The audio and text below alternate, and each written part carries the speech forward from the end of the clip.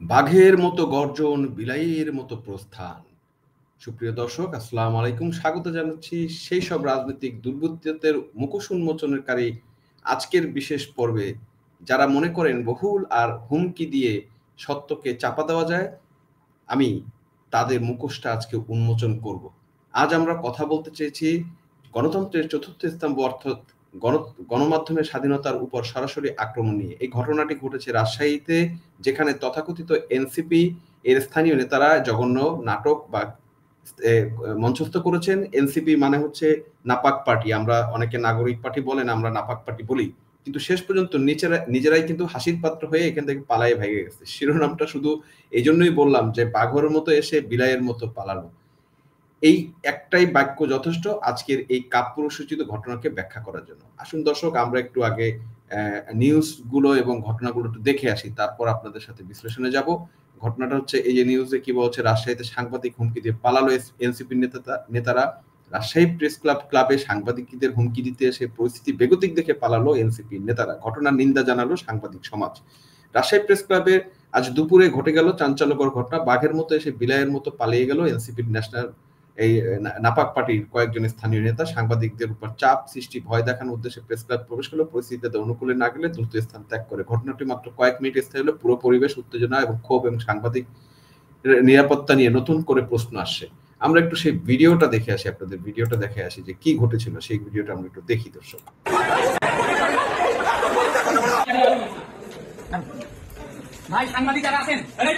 বাঘ এসেছে, বাঘ কিন্তু এসেছে ভাই, বাঘ কিন্তু এসেছে। হ্যাঁ, তারপর বাঘ কি করে পালায় সেটাও দেখাবো। সাংবাদিক যারা আছেন, এটা যদি এখনই বন্ধ না করেন, আপনাদের সহ আমরা তালা মেরে দেব। আমরা কিন্তু এখানে তালা মেরে দেব। আপনারা পায়খানা করতে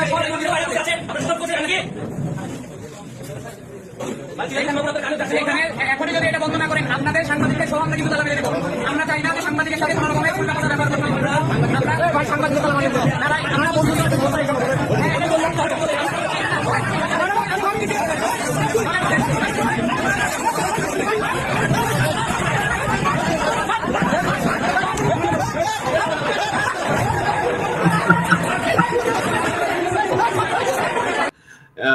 ভাই, বিলাইয়ের মতো পালানো কিন্তু শুরু হয়ে গেছে। বিলাইয়ের মতো পালানো শুরু হয়ে গেছে। আমরা কি আর একটু দেখতে পারি কিভাবে বিলাইয়ের মতো পালাচ্ছে, সেটা একটু দেখি, আর একটু দেখি।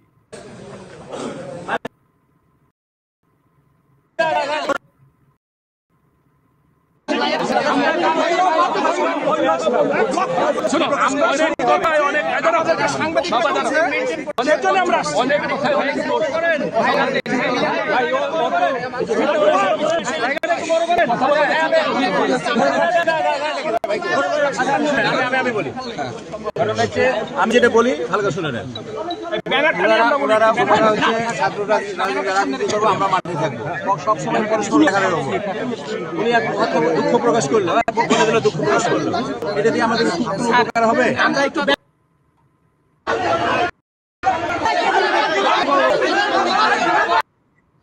দর্শক দেখলেন আপনারা সবকিছুই কিভাবে পালালো। আমরা এটার বিশ্লেষণ নিয়ে যেটা বলতে চাই, ঘটনাটি ঘটেছে আজ দুপুরে রাজশাহী প্রেস ক্লাবে। প্রত্যক্ষদর্শীরা বলছেন দুপুর 1টার দিকে 5-6 জন এনসিপি নেতা সমর্থক রীতিমতো গর্জন নিয়ে প্রেস ক্লাবে প্রবেশ করে। কি ছিল তাদের উদ্দেশ্য? খুব সহজ, গণমাধ্যমের উপরে চাপ সৃষ্টি এবং সাংবাদিকদের ভয় দেখানো। তারা টার্গেট করেছিল সেই সব সাংবাদিককে যারা রাজশাহী এনসিপি বিরোধী দলের বা দলের বিতর্কিত কর্মকাণ্ড নিয়ে সাহসী প্রতিবেদন প্রকাশ করছিলেন। তাদের কাছে ব্যাখ্যা জানতে চাওয়া হলো।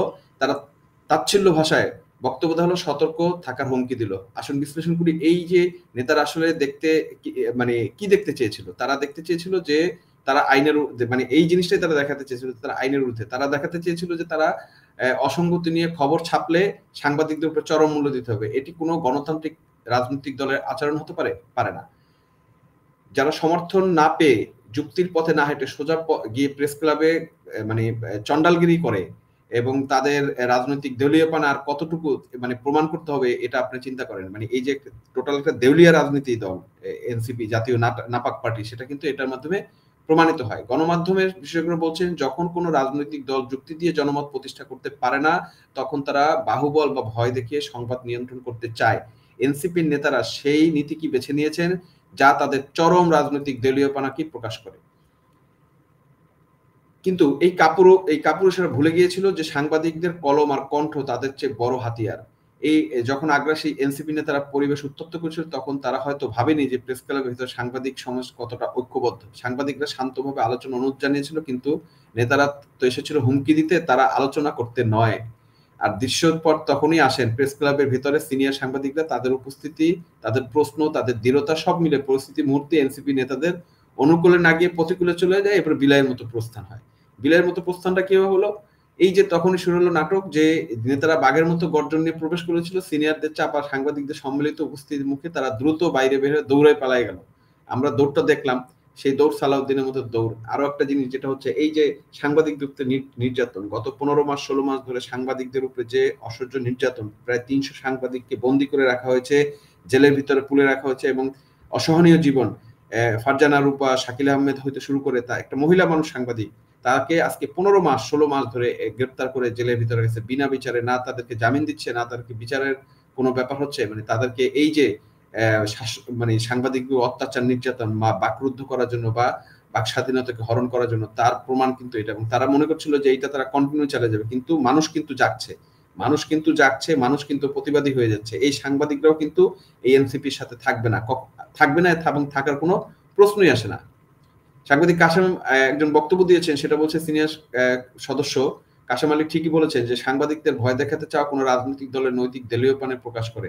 প্রেস ক্লাবে কোনো পক্ষের বাহুবল দেখানোর জায়গা না, এটা প্রেস ক্লাব হলো সত্য প্রকাশের জায়গা, ক্ষমতার আস্ফলন নয়। এনসিপির ভুল বোঝাবুঝির একটা হাস্যকর দাবি কিন্তু তারা করছে। তারা বলছে যে এটা একটা ভুল বোঝাবুঝি করে এটাকে কিন্তু পরবর্তী মিচল করার চেষ্টা করছে। সেটা এনসিপির স্থানীয় নেতা, সে আবার নাম প্রকাশ করতে চায় নাই, হাস্যকর বক্তব্য দিয়েছেন। তারা বলেছেন এটি ভুল বোঝাবুঝি ছিল, তারা নাকি সাংবাদিকদের সাথে সৌজন্য সাক্ষাৎ করতে গিয়েছিলেন। সৌজন্য সাক্ষাৎ কিনা সেটা কি দর্শক আপনারা দেখেছেন, যে তারা থ্রেট দিচ্ছিল যে এখনই বন্ধ করতে যদি না করা হয় তাহলে সবকিছু ঘুরাই দেওয়া হবে। তারপরে কি হলো?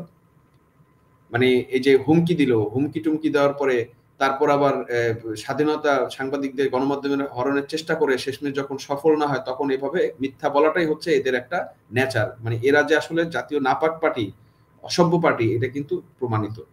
সাংবাদিক মুকসিদুর রহমান যথার্থই বলেছেন, প্রতিবেদন চাপা দিতে বাকি বা দিক বদলাতে এভাবে হুমকি ধমকি দেওয়া এখন নিয়মে পরিণত হয়েছে। সাংবাদিকদের স্বাধীনতার হুমকির মুখে এখন পড়ে আছে সার্বিকভাবে। এই ঘটনাটা কিন্তু আসলে কোনো বিচ্ছিন্ন ঘটনা না, এটি সেই ধারাবাহিক আক্রমণের অংশ যা দেশের স্বাধীন গণমাধ্যমকে ধীরে ধীরে দুর্বল করে দিচ্ছে। রাজনৈতিক দলগুলো যখন তাদের নিজেদের দুর্নীতি, ব্যর্থতা বা অসঙ্গতি নিয়ে সংবাদ প্রকাশ হতে দেখে, তখন তারা হয় মামলা করে, না হয় এভাবে গুন্ডামি বা পেশি শক্তি প্রদর্শন করে। রাজশাহী প্রেস ক্লাব যে দ্রুত বিবৃতি নিন্দা জানিয়েছে তা অত্যন্ত সময়োপযোগী। তাদের দাবিগুলো যুক্তিযুক্ত। রাজনৈতিক নেতাদের আচরণের কারণে সাংবাদিকদের নিরাপত্তা প্রশ্নবিদ্ধ। সংবাদ মাধ্যমে স্বাধীনভাবে কাজ করতে না পারলে জনগণ তথ্য বঞ্চিত হবে। এই ঘটনা এনসিপির ভাবমূর্তি শুধু ধাক্কাই দেয় নাই, এই তাদের জনআস্থা হারানোর পথে বা একটা প্রমাণ। জনআস্থা, মানুষের যে তাদের প্রতি আস্থা নেই, সেটাই কিন্তু এটার একটা প্রমাণ হলো। গণমাধ্যম বিষয়টি কথাটি শেষ কথা হলো, যে দল গণমাধ্যমকে ভয় দেখিয়ে তারা কাঙ্ক্ষিত প্রচার পেতে চায়, সেই দল ইতিমধ্যে জনআস্থা হারিয়েছে এবং হারাবে, এবং শেষে তাদের জন্য ধ্বংস এবং ধ্বংস, ধ্বংস এবং ধ্বংস অপেক্ষা করছে। সত্যের কাছে সবাই কিন্তু বিলাই হয়, এবং সেই বিলাইটা কিন্তু হওয়া শুরু হয়েছে অনেকদিন আগে থেকেই। বিভিন্ন জায়গায় আপনারা দেখছেন প্রতিরোধ শুরু হয়ে গেছে, বাউলরা কিন্তু প্রতিরোধ শুরু করছে। তার মানে জনগণ কিন্তু জেগে উঠছে, এদেরকে প্রতিহত করা শুরু হয়েছে। এটা সারা বাংলাদেশে এখন ঘটবে। যেখানে এনসিপি নেতারা এই ধরনের উচ্চবাচ্য দেখানোর চেষ্টা করা হবে, সেখানে ধলাই হবে। এনসিপি নেতারা হয়তো চেয়েছিল যে রাজশাহী সাংবাদিকদের মনে ভয় ঢুকিয়ে দিতে, যাতে তাদের পরবর্তী বিতর্কিত খবরগুলো আর প্রকাশ না পায়, কিন্তু তারা ভুলে গিয়েছিল সত্যের শক্তি কতটা অদম্য। সোশ্যাল মিডিয়া মন্তব্যটি আজ সারা দেশের মানুষের কণ্ঠস্বর হয়েছে। রাজশাহীর সাংবাদিকদের সামনে বাঘ হওয়া যায় না, সত্যের কাছে গিয়ে সবাই বিলাই হয়ে যায়। আজকের এই ঘটনাটি একটা পরিষ্কার বার্তা দেয়, সাংবাদিক পেশা কোনো রাজনৈতিক দলের গুন্ডামি বা পেশি শক্তির কাছে মাথা নত করে না। দেশের গণতন্ত্র এবং শক্তিশালী হবে করতে এই যখন সাংবাদিকরা নির্ভয়ে স্বাধীনভাবে কাজ করতে পারেন, সেই জিনিসটা কিন্তু এখন সময়ের দাবি। আমরা দর্শক, আমরা এই যে ঘটনা, এটার জন্য তীব্র নিন্দা জানাই, এবং এই যে নাপাক পার্টি, এই এনসিপি নাপাক পার্টি কাপুরুষোচিত যে আচরণ করছে বা নপুংসকের মতো যে আচরণ করছে, এইটার জোর বিচার দাবি জানাই। প্রেস ক্লাবের পক্ষ থেকে দ্রুত এই নেতাদের বিরুদ্ধে সুনির্দিষ্ট আইনি ব্যবস্থা নেওয়া হোক। সরকারের উচিত সাংবাদিকদের নিরাপত্তা নিশ্চিত করতে কঠোর পদক্ষেপ নেওয়া, এবং সেটা এই ইউনূস সরকার নেবে না, কারণ ইউনূস সরকার চায় না যে মানুষের নিরাপত্তা থাকুক। প্রেস ক্লাবের মতো জায়গায় আপনি এর আগে দেখেছেন যে মুক্তিযোদ্ধারা যখন রিপোর্টার্স ইউনিটিতে প্রোগ্রাম করতে গেছে, সেখানে তাদেরকে মব করে যাদের উপরে মব করলো তাদেরকে আবার জেলে নিয়ে মামলা দিয়ে ঢুকাই দিল, 17 জন মুক্তিযোদ্ধাকে আটকাই দিল এবং তাদেরকে জেলবন্দি করা হলো। মানে এটা কত বড় ফ্যাসিস্টের কাজ, কত বড় পিচাসের কাজ এই পিচাস ইউনূসের। এটা আপনারা চিন্তা করে দেখেন যে এই পিচাস ইউনূস এই দেশটাকে আসলে কোথায় নিয়ে যেতে যাচ্ছে।